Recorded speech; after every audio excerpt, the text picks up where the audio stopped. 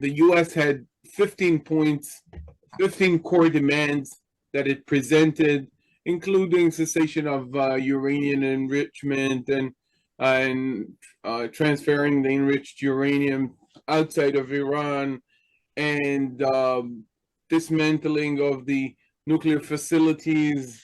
You might have heard the name Fordow or Natanz and so forth. Iran insists on its right to enrich uranium for peaceful uses. Again, I'm not getting into the scientific aspects of how do you know if it's for peaceful purposes or not. First of all, because I'm not a nuclear physicist, and secondly, it's the nitty gritty, it's the details. I know that they surpassed it because basically, for scientific purposes, you only have to enrich uranium up to, single digit numbers, and they went much further than that. Some would say that it was for negotiating purposes. Others would say that we cannot take that chance. So that's as far as enrichment, sanctions, as far as money goes. So Iran wants all sanctions to be lifted and actually reparations to be paid for the losses caused by the U.S. in the war and in its withdrawal from the JCPOA deal of 2015. And if the president could shoeshine the boots of all of the IRG's troops, on top of that, that would be nice as well. And so that's as far as money. America insists on doing it step by step, and different types of sanctions being lifted, and the banking and so forth, and slowly but truly, big issue, Lebanon. That's the current biggest issue, maybe, in the negotiations. Is Lebanon part of the ceasefire agreement? The Pakistani mediators said definitely yes. Israel said definitely no. And kind of the president and the vice president said, the Israelis might have said that they're going to take it a little bit down a notch or something like that. They're going to kind of self-restrain, but it's not part of the deal. Anyway, that's a big issue. The Iranians said they're not going to send their people for negotiating if this is not included. And then they said they're going to send the people, but they're not going to negotiate. So that's a big point as far as Lebanon. Missiles. As far as missiles, there's a big issue as far as the missile plan, especially after Iran have sent missiles against Diego Garcia, which tells you that they have missiles reaching Europe.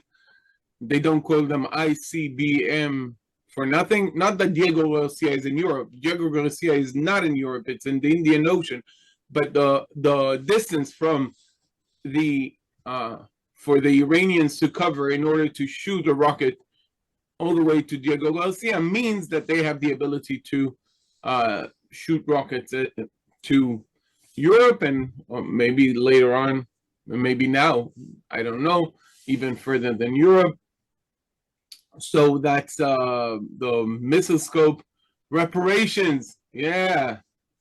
They want money for the war. And if we're already talking about money, they want to also take money from every ship that goes through the Straits of Hormuz. And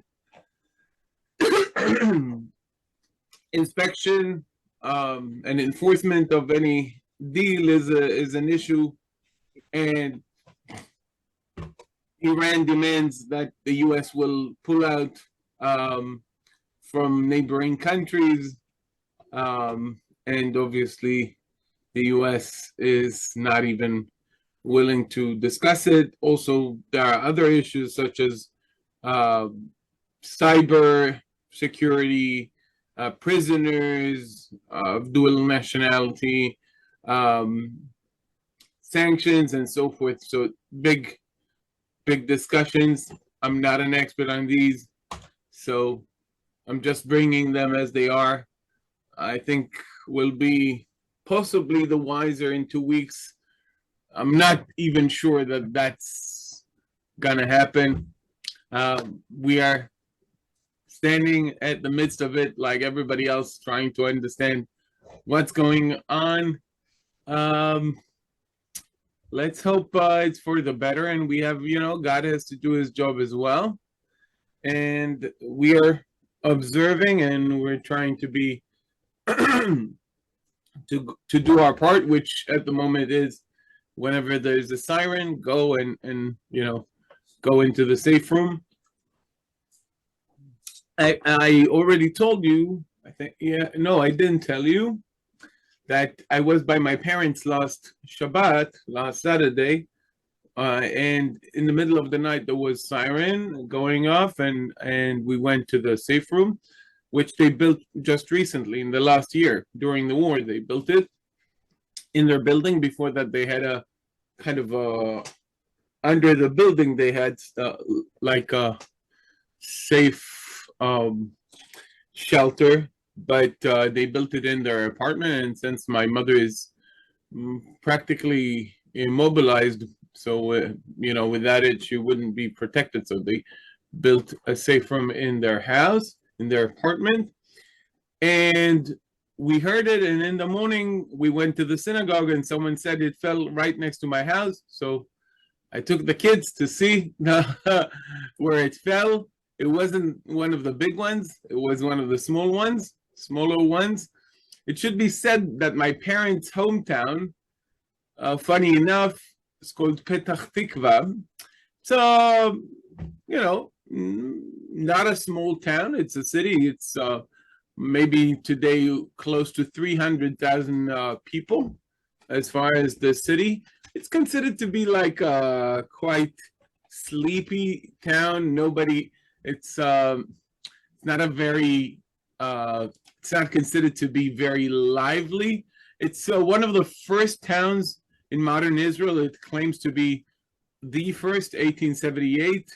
Never mind exactly the history. Now, as far as it's, again, as I said, approaching on 300,000 people, and it's considered to be one of the towns that suffered the most hits during the current war.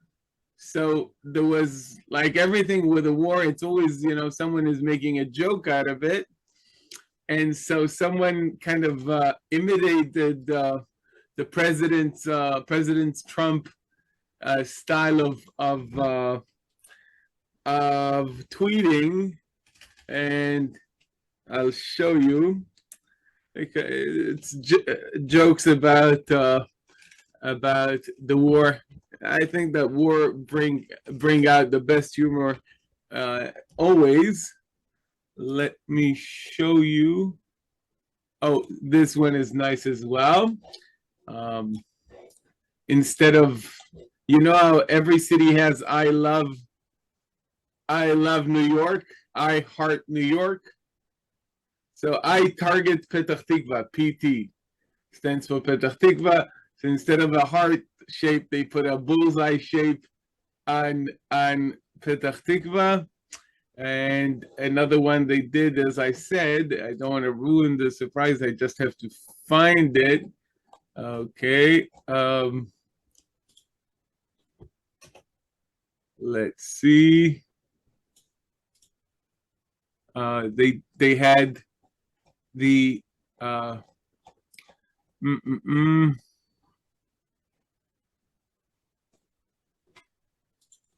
I'll show you because it's fun, and then we'll move on. Right. Okay, this one. Yeah. They took, I'm sure the Americans of you would appreciate this one. They took, okay, you can tell yourself, you know, they took the style of the president's tweets and they kind of, last warning, leave Petah Tikva alone. Yeah, Petah Tikva being my parents' hometown, which is currently in this war, I don't know why, finds itself to be a prime target for the Iranians. So in the vicinity of my parents, like let's say 3 minutes drive, you know, several hits were done. Last Shabbat, 3 minutes walk I'm talking about.